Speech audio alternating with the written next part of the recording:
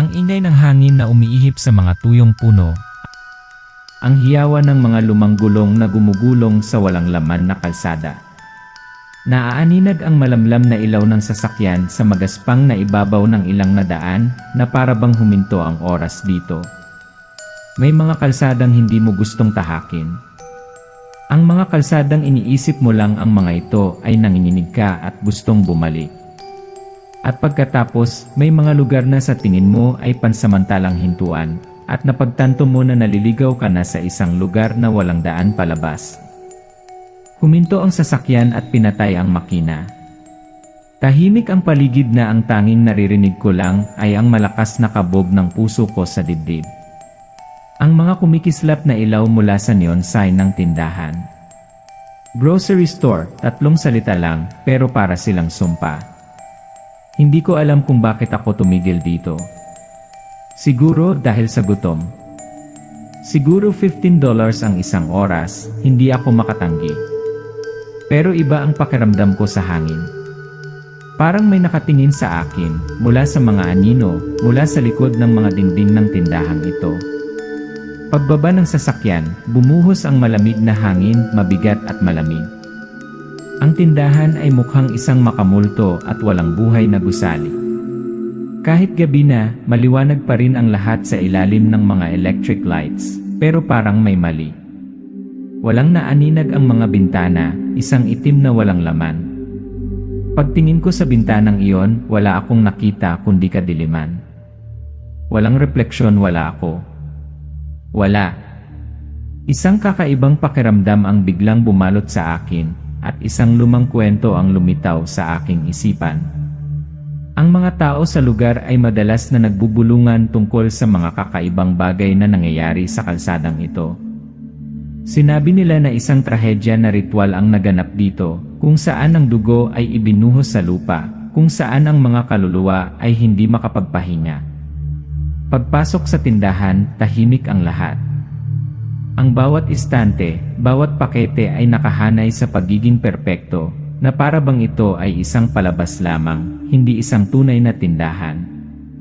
Biglang may sumulpot na lalaki mula sa dilim sa likod ng counter. Payat siya, malamig ang mga mata, walang emosyon.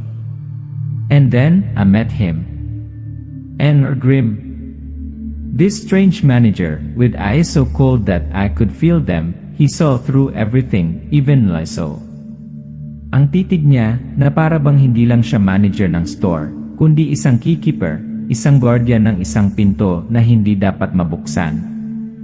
Inabot niya sa akin ang isang lumang papel, kulubot na parang nakita ng maraming taon. Ang mga alituntuning na kalimbag dito ay hindi katulad ng anumang nabalitaan ko. Ang mga patakaran. Kinailangan kong sundin ng mga ito, sabi niya. Ngunit naramdaman kong may mali. Ang isa sa kanyang mga salita ay umalingaw-ngaw sa aking isipan, kung hindi mo sinunod ang mga ito, magkakaroon ka ng claim. Ngunit ano ang claim?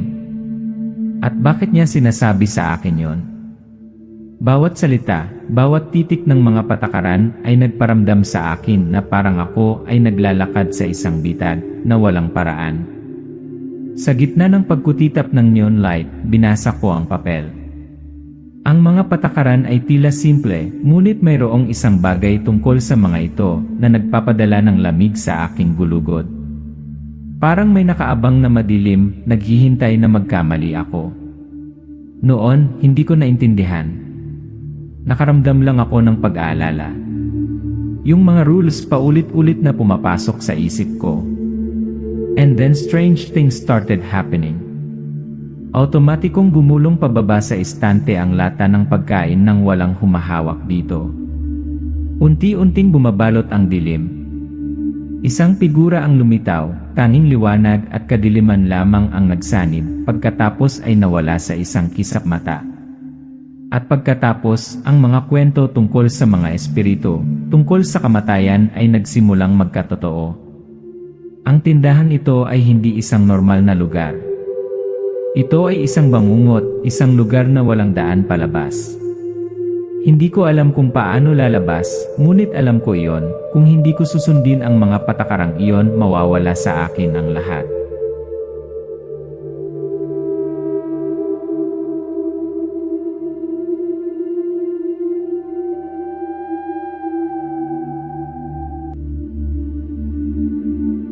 Umaalinggaw ang makina ng lumang Toyota sa kalaliman ng gabi habang bumibilis ito sa desyerto na kalsada na nag-iwan lamang ng tunog ng gulong na gumugulong sa basag na aspalto. Ang mahihinang ilaw ng sasakyan ang nagpapaliwanag sa mga tuyong puno at mga damo sa gilid ng kalsada. Lalong tumahimik ang paligid na halos wala ng buhay. Mayroon lamang isang walang katapusang daan, patungo sa isang lugar na walang gustong malaman tungkol sa. May mga daan na kapag bumaba ka, hinding-hindi mo malilimutan. Ang daang ito walang palatandaan ng buhay.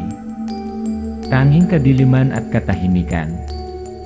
Ito ang daan na kailangan kong tahakin tuwing gabi, tuwing pupunta ako rito. At ito rin ang daan na naghahatid sa akin sa trabaho na sa bandang huli pagsisisihan kong tanggapin. Ang mga headlight ay dimmed habang ang Toyota ay huminto, na nagpapaliwanag sa isang desyerto na paradahan. Sa kabilang banda ay isang lumang gusali. Ang mga neon na ilaw ay mahinang kumikislap. Isang grocery store ngunit hindi katulad ng anumang tindahan na nakita ko. Tahimik na nakatayo ang tindahan sa dilim, halos nakalimutan na ng panahon. Ang mga ilaw ng neon ay kumikislap ng mali-mali na lumilikha ng mga nakakatakot na multo na sumasayaw sa lupa. Ang luma, kupas na mga karatula na may mga salitang e-grocery store na pinaitim ng panahon ay nagbibigay sa mga tao ng pakiramdam na sila ay nagtatago ng isang bagay na madilim. Sa pagtingin sa shop na yon, hindi ko maiwasang maramdaman na may mali. Ang kadiliman ay nakapalibot dito na para bang ang buong gusali ay buhay, naghihintay ng isang tao na pumasok. Ang mga alinggaw ng bayan ay nagsimulang muling umalingaw sa aking isipan na ito ay hindi ordinaryong tindahan. Isang kakilakilabot na massacre ang naganap sa kalye na ito, maraming taon na ang nakalilipas. Isang napakalaking ritual ang nakadungaw sa lupain ito. Pagbaba ng sasakyan, bumalot ang malamig na hangin sa katawan. Ang mabangong amoy, isang amoy ng isang bagay na luma at madumi, ay gusto kong bumalik agad. Pero hindi ko kaya. I need this job, I need the money. At ang tindahang ito, sa $50 kada oras, ang tanging pagkakataon na kailangan kong magbayad para sa mga medikal na bayari ng aking kapatid. Sean. Nasa ospital si Sean, naka-ventilator. Araw-araw, nakikita ko siyang nanghihina at nanghihina. Ang mga bayarin sa medisina, ang utang. Hindi ko siya kayang mamatay, hindi ko kaya. Kaya ko kinuha ang trabahong ito. Kahit alam ko kahit na parang may mali, may hindi tama. Pero, napakaganda ng sweldo, hindi ako makatanggi. Automatikong bumukas ang mga pinto na parang nagbubuntong hininga. Isang madilim, kakaibang tahimik na lugar. Walang yabag, walang boses. Tila walang laman ang buong tindahan, tanging ang dim neon lights lang ang nagbibigay liwanag sa mga estante na maayos na nakaayos na parang nasa museo. Ako lang at itong madilim na kapaligiran. Ang tindahan ay mukhang museo kaysa sa isang retail space. Lahat ay napaka-perpekto kaya malinis. Para bang ang lahat ng ito ay isinaayos upang magsilbi ng isang layunin, ngunit ano ang layuning iyon? Bakit pakiramdam ko ay may nagmamasid sa akin mula sa mga anino? At pagkatapos nagpakita siya. Isang matangkad, payat na lalaki na may malalim at hindi maaninag na mga mata. Nakatayo siya sa likod ng counter, nakatingin sa akin na may kakaibang tingin. Hindi isang ngiti, hindi isang pagbati. Isang nakakatakot na katahimikan lang. Sino siya? Isang manager o isang multo na nakatira sa tindahang ito? Alex, nasa oras ka, sabi niya. Hindi ko matandaan na sinabi ko sa kanya ang pangalan ko, pero malamang alam niya lahat, tungkol sa akin, tungkol sa pamilya ko, tungkol sa lahat ng pinagdadaanan ko. Inabot niya sa akin ang isang lumang kulubot na papel. Ang mga patakaran, salita para sa salita, ay nakalimbag sa dilaw na papel. Nang mabasa ko ang mga linyang iyon, nakaramdam ako ng pagkabalisa, na para bang bawat salita ay naglalaman ng panganib. Ang mga alituntunin. Kailangan kong sundin ang mga iyon. Iyon ang sinabi niya. Ngunit sa loob-loob ko, bumangon ang takot. Hindi dahil sa mga karaniwang tuntuning narinig ko, kundi dahil sa layo ng kanyang mga salita. Isang paraan ng pagsasalita na nagparamdam sa akin na para bang hindi ko ginawa. Maaakit ako sa isang bagay, isang puwersang hindi ko matakasan. Ngunit wala akong pagpipilian ngayon. Sinimulan ko na ang trabahong ito, at malamang na hindi na ako makakaalis dito kung hindi ko susundin ang mga patakarang ito.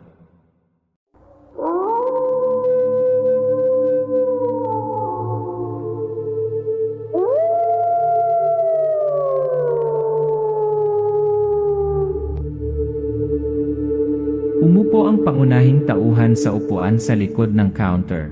Nanginginig ang mga kamay habang pinupulot ang lumang papel na ibinigay ni Evergreen. Tumabi siya sa kanya, malamig at nagmumulto pa rin ang mga mata. Ang kapaligiran sa silid ay naging mas mabigat kaysa dati, na para bang may isang bagay na hindi nakikita ang pumipindot sa mga tao.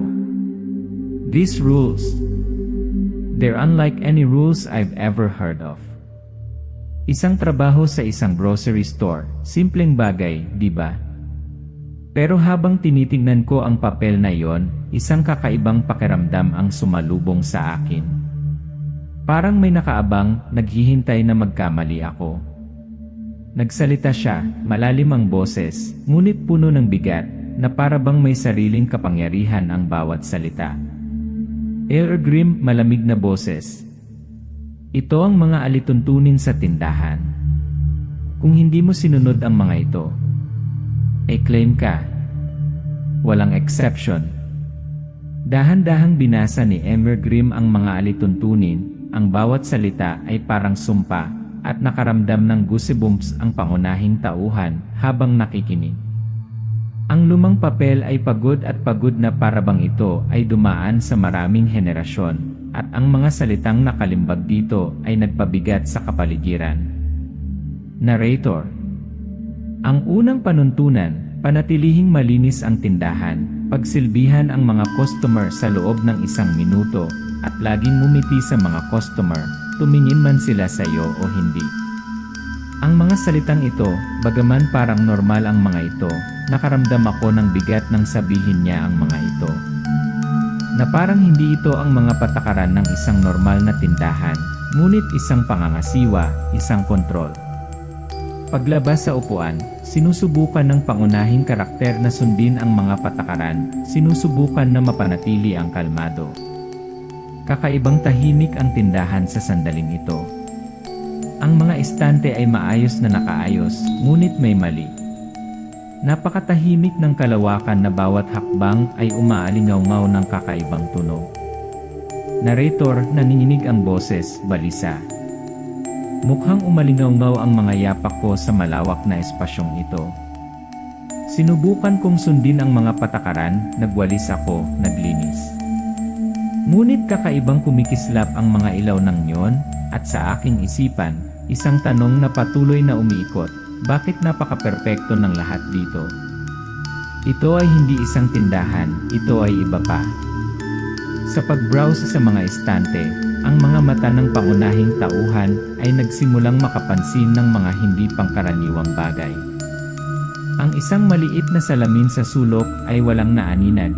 Ang makintab na salamin na bintana ay parang isang malalim na black hole na wala man lang naaninag na liwanag. Walang palatandaan. Isang bakanting espasyo lang. Narrator, boses na puno ng takot, tensyon. Hindi ako naaninag ng mga salamin. Ang mga bintana walang ilaw na dumaan. Tiningnan ko sila, sinusubukan kong unawain kung ano ang nangyayari. Ngunit wala ako, walang tanda ng buhay sa mga yon. At pagkatapos kakaibang yabag ang umalingaw-ngaw mula sa likod ng tindahan. Nagulat at napalingon ang pangunahing tauhan nang makarinig ng yabag. Isang figura ang dumaan, ngunit sa masusing pagsisiyasat, hindi ito ordinaryong customer. Nakatayo sila roon, nakatitig sa pangunahing tauhan na walang laman ang mga mata, walang anumang ekspresyon. Yung mga customer. Nakatayo sila, blangko ang mga mata, hindi nagsasalita. Nararamdaman ko ang mga mata nila sa akin, pero hindi sila gumagalaw, nakatayo lang, parang may hinihintay. Ewan ko, pero parang may binabantayan ako. Possessed. Lumingon ang bida upang tingnan ang demon sign. Ang mga kakaibang karakter dito ay nagsimulang magbago sa mahinang liwanag na tila nakatingin sa kanya. Isang nakasusuklam at humihinal na pakiramdam ang bumalot. Ang mga letra sa karatula gumagalaw sila, parang nakatingin sa akin. Ang mga salitang grocery store ay tila nawala sa kadiliman. Ang mga patakaran ay paulit-ulit na umuulit sa aking isipan. Pakiramdam ko ay nakulong ako sa isang maze na walang daan palabas, kung saan ang mga patakarang ito ay isang hindi madaanan na pader. Binuksan ng pangunahing tauhan ang kanyang mga mata at tumingin sa papel, patuloy na binabasa ang susunod na mga patakaran. Ang pag-igting ay tumataas ng pangalawa, habang nagsisimulang lumitaw ang kakaiba at nakalilitong mga panuntunan. The second rule. The third rule. Bawat rule ay mas bumigat, parang pinipiga ako, parang wala na ako sa sarili ko. Bigla kong na-realize na baka hindi lang pala ako nagtatrabaho sa tindahang ito. Siguro, nahuli ako sa larong hindi ko matakasan. Kumikislap ang mga neon lights, tila nakadagdag sa tensyon ang bawat pitak ng orasan. Ang tindahan ay patuloy na nalubog sa kadiliman, na tanging ang mahinang liwanag mula sa mga salamin ang sumasalamin na parang mga kaluluwang hindi nakikita ang bawat galaw ng pangunahing tauhan. Ang shop na ito ay hindi lang isang lugar para magtrabaho. Isa itong bitad. At ako. Bahagi lang ako ng larong hindi ko maintindihan. Habang lumalalim ako, mas may nararamdaman ako madilim, hindi maipaliwanag. Ngunit kailangan kong magpatuloy, kailangan kong sumunod. Dahil hindi ako sumuko, hindi ko hahayaang mawala ang mga bagay-bagay.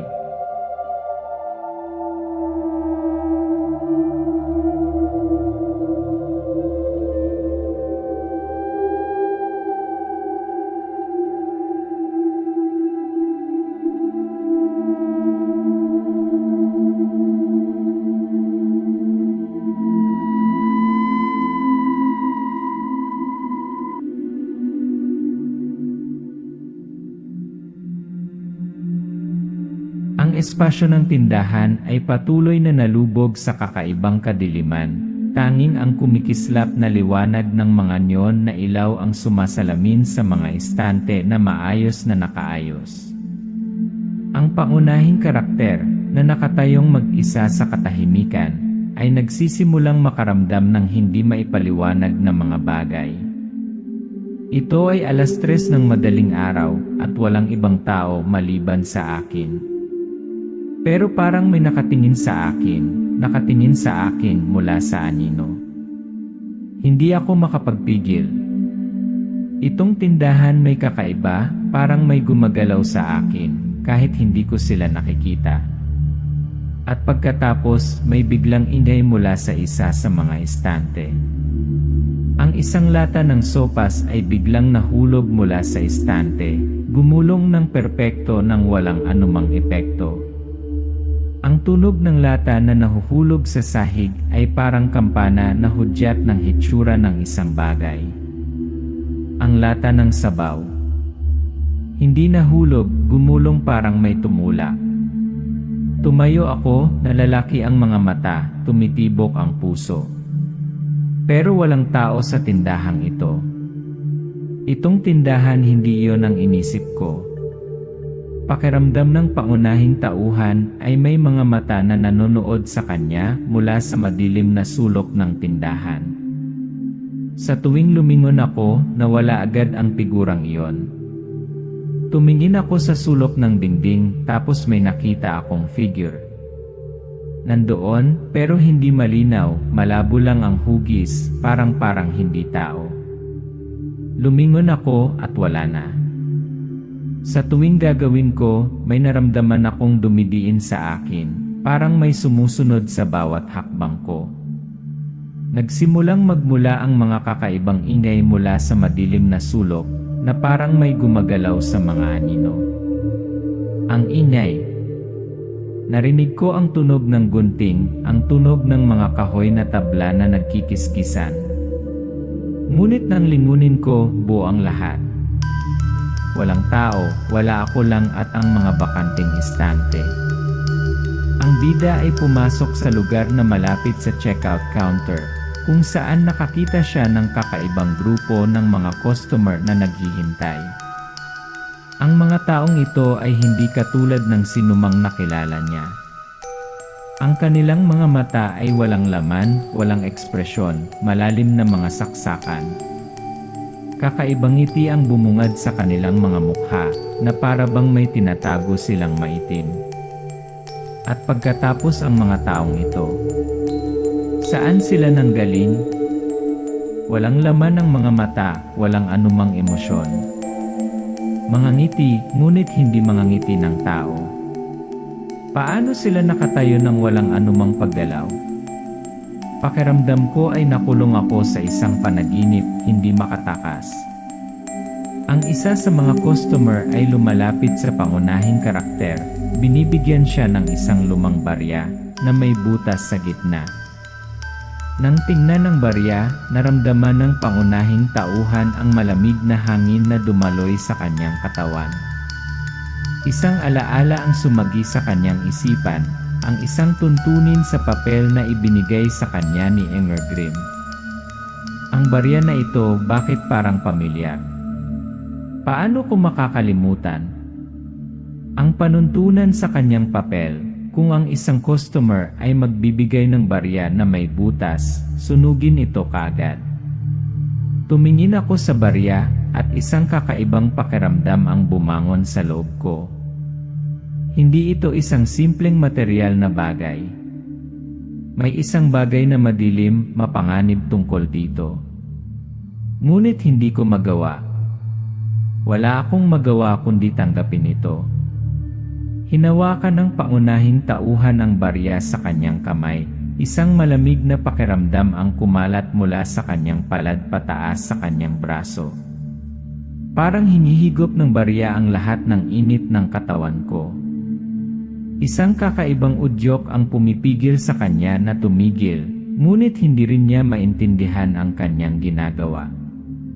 Bumalik sa akin ang panuntunan na parang babala. Huwag mong itago. Huwag mong iwan dito. Pero naramdaman kong may hindi nakikitang puwersa na pumipilit sa akin na gawin ito. Kailangan kong sunugin ito. Kailangan kong gawin ito, ngunit may pumipigil sa akin. Isang boses, isang puwersa ang humihila sa akin pabalik, kaya hindi ako makapagdesisyon. Lumingon ang pangunahing tauhan at lumingalinga, na wala lahat ng kakaibang customer. Ngunit naramdaman niya may nanonood, marahil sa tindahan, o marahil sa mga kaluluwang hawak nito. Lalong lumalapot ang hangin, parang hindi na sa mundo ng tao ang espasyong ito. Tumalikod ako at wala na sila. Pero ramdam ko pa rin ang titig nila, ramdam ko pa rin ang malamig na titig na tumatago sa akin. Ang tindahang ito may mali. Hindi na ito isang lugar ng trabaho, ito ay isang bilangguan, kung saan ang lahat ng mga kaluluwa ay nakulong, sinapian.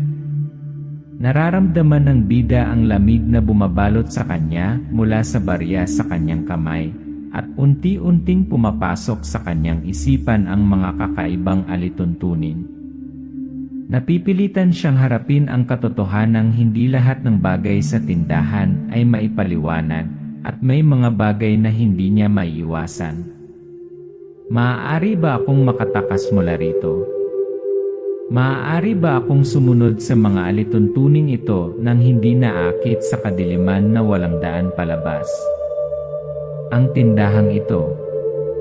Ito ay hindi lamang isang lugar na aking pinagtatrabahuhan, ito ay isang bitag, at unti-unti akong nagiging bahagi nito.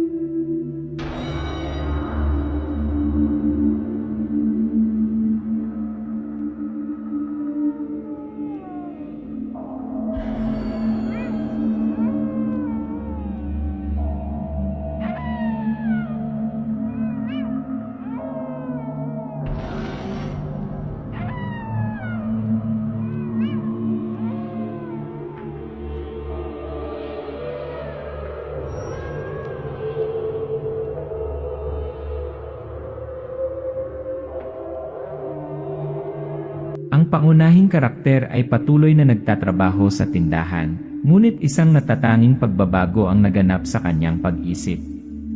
Sa tuwing titingin siya sa mga estante, hindi niya maiwasang makaramdam ng hindi nakikitang puwersa na kumokontrol sa lahat ng bagay sa espasyong ito.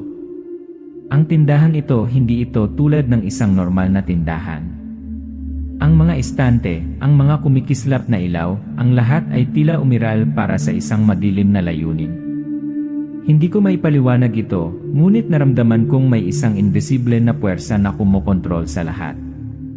Hindi lang ako, kundi lahat ang kinokontrol. Habang nagtatrabaho, ang pangunahing karakter ay nagsisimulang madama ang mga kakaibang elemento sa tindahan ng mas malinaw. Mga ingay na hindi maipaliwanag, mga ilaw na tila nagbago sa isang mahiwagang ritmo. Pakiramdam niya ay nabubuhay siya sa isang bangungot na walang paraan.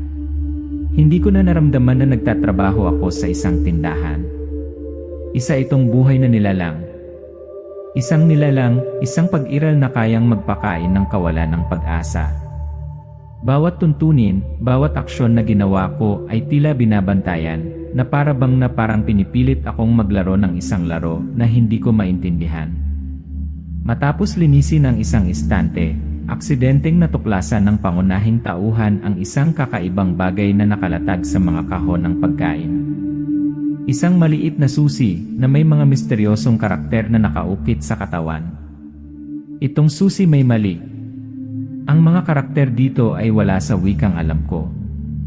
Para silang mga sinaunang simbolo, tulad ng mga kwentong multo na narinig ko noong bata pa ako. Pero hindi ko maiwasang tingnan ito. Parang tinatawag ako nito, parang hinihila ako nito papunta sa ibang mundo. Binigay ng pangunahing tauhan ng susi sa kanyang kamay, naramdaman ang malamig na hangin na kumalat mula rito. Nagsimula siyang maramdaman na hindi ito isang ordinaryong bagay. Ang susi na ito maaaring magbukas ng pinto sa isang lihim na hindi mo maisip. Ito kaya ang susi para mabuksan ang pinto sa tindahang ito. Ang tindahang pinagtatrabahuhan ko, o ang pinto ba ay humahantong sa mas malala pa? Nagpasya ang pangunahing tauhan na tuklasin ang susi at subukang alamin ang tungkol dito. Bawat hakbang niya sa tindahan ay naglalapit sa kanya sa nakakakilabot na katotohanan tungkol sa tindahang ito. Habang tinitignan niya ang mga karakter sa susi, mas napagtanto niyang may madilim na kasaysayan ang tindahang ito na walang gustong malaman. Ang susi na ito hindi lang para sa pagbubukas ng pinto. Ito ay para sa pagbubukas ng gate, isang pinto sa madilim na mga lihim na hindi ko maisip. Narinig ko na ang mga sinaunang ritual ng mga nakulong na kaluluwa, ngunit ngayon naiintindihan ko na ang tindahan na ito ay isang bitag. Isang bitag hindi lamang para hawakan ng mga tao, kundi para pakainin sila, para pakainin ang kawalan ng pag-asa. Ang pangunahing karakter ay nagsimulang mapagtanto na ang tindahang ito ay higit pa sa isang lugar ng trabaho. Ito ay isang buhay, humihigop ng kaluluwa na nilalang na kumakain ng kawalan ng pag-asa, at ang mga alituntunin ay hindi simple na maaari niyang sundin. Lahat ng bagay sa tindahan ay may mga dahilan nito, at ang bawat aksyon niya ay kinokontrol ng isang madilim na kapangyarihan. Nagsisimulang lumipas ang oras, at alam ng pangunahing tauhan na wala na siyang gaanong oras. Kinailangan niyang basagin ang bisyo ng tindahan bago mag-umaga, bago maging huli ang lahat. Sinubukan niyang umalis sa tindahan, ngunit ang mga otomatikong pinto ay hindi bumukas, tulad ng mga ito ay selyado. Malapit nang dumating ang bukang liwayway, at alam ko kung hindi ako lalabas bago mag-umaga, tuluyan na akong mahuhuli sa masamang ikot na ito. Ang tindahang ito ay hindi lamang isang lugar para magtrabaho, ito ay isang bitag. At kailangan kong humanap ng paraan para makaalis dito bago maging huli ang lahat. Ang pangunahing karakter ay nagsimulang tumakbo sa paligid ng tindahan, sinusubukan na makahanap ng isang paraan palabas. Ngunit habang tumatakbo siya, mas naramdaman niyang hinihila siya sa isang walang katapusang bilog. Ang mga otomatikong pinto ay hindi nagbubukas. Ang mga supernatural na fenomena ay lalong nakakatakot. Ang mga kakaibang figura ay gumagalaw sa dilim, ang mapanuksong tawa ay umaalingaw-ngaw mula sa mga estante. Habang tumakbo ako, mas naramdaman kong bumalik ako kung saan ako nagsimula. Lahat ay kakaiba, lahat ay nakakalito. Ang mga salamin, ang mga bintana lahat ay tila nagbabago. Ang tindahan na ito ay hindi isang tindahan. Ito ay isang hiwalay na mundo. Isang mundo na walang daan palabas. Sa huling minuto, kung ilang minuto na lang ang natitira bago magbukang liwayway, ang pangunahing tauhan ay nakatayong nakaharap sa pintuan na minsan niyang inakala na magiging daan palabas. Pero ngayon, para na itong pintuan na patungo sa kamatayan. Itong pinto. Akala ko ito ay isang paraan palabas. Pero ngayon, alam kong hindi ito paraan palabas. Ito ay isang pangwakas na bitag, isang pangakit. At kailangan kong magpasya, kailangan kong pumili sa pagitan ng pagharap sa tindahang ito, o hayaan ang aking sarili na lamunin, maging bahagi nito. Ang pangunahing tauhan ay nakatayo pa rin, ang susi sa kanyang kamay, nararamdaman ang lamig na nagmumula rito. Nagiging malinaw ang lahat, at unti-unting nabubunyag ang isang hindi kasiyasyang katotohanan.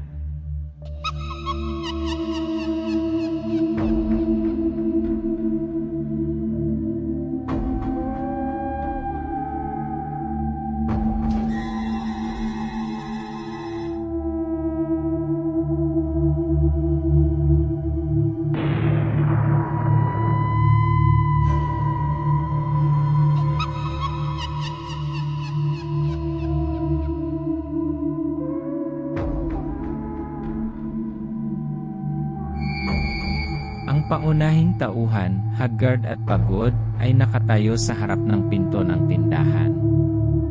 Ang mga neon lights ay kumikislap pa, ang hangin ay barado. Huminga siya ng malalim, hinawakan ang susi sa kanyang kamay, at nagpa siyang umalis sa lugar na ito kahit anong mangyari. Pagod na pagod ako, takot na takot. Nilamon na ng tindahang ito ang lahat ng nasa loob ko.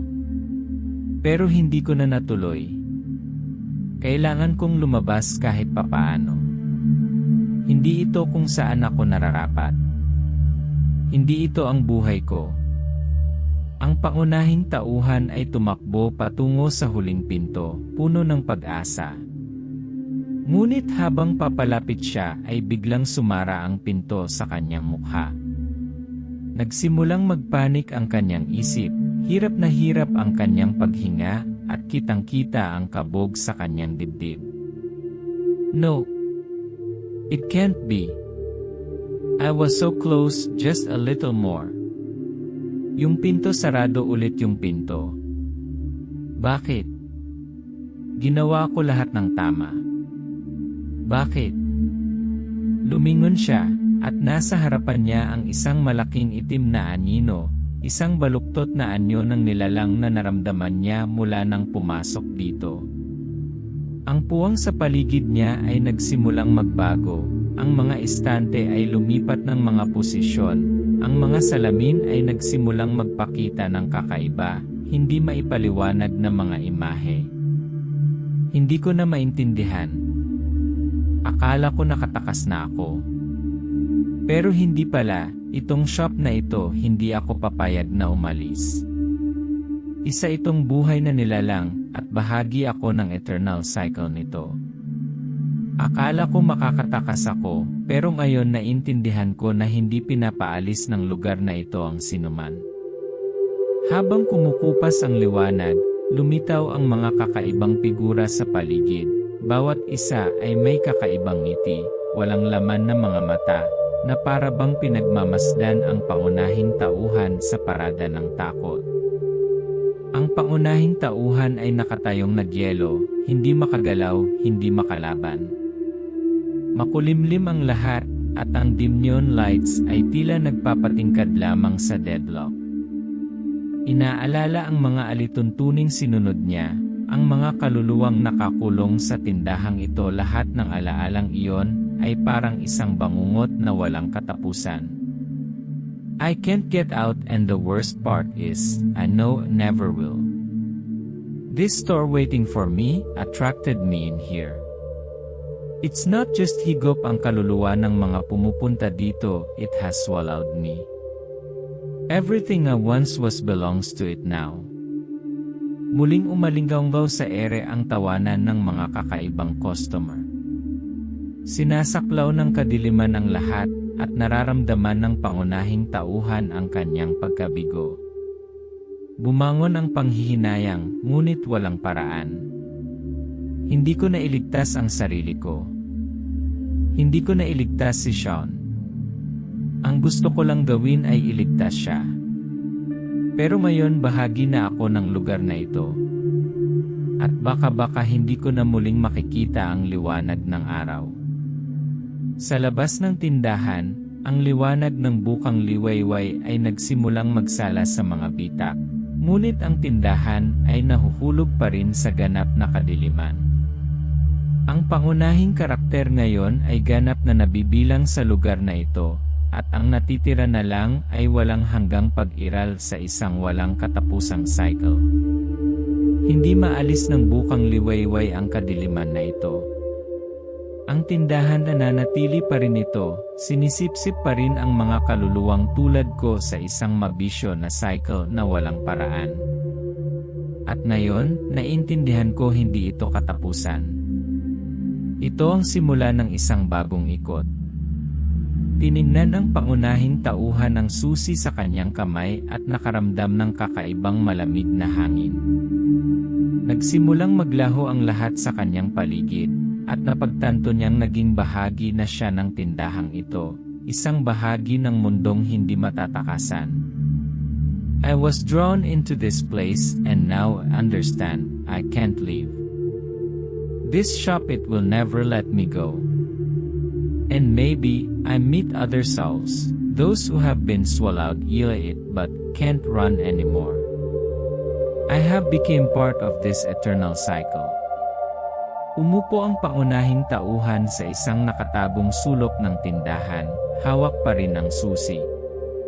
Ang madilim na liwanag ng neon store ay umikot, ang mga anino ay dumaan sa kanya sa dilim, na para bang siya ay bahagi ng mga kaluluwa sa loob. Sa wakas, muling tumahimik ang lahat, na nag-iwan lamang ng nakakatakot na tawa sa hangin. At kung papasok ka sa tindahang ito balang araw, makikita mo ako. Katulad ng iba, nakulong, hindi makaalis. Ang tindahang ito hindi ka pinalalabas. At kapag pumasok ka, wala ka na sa sarili mo.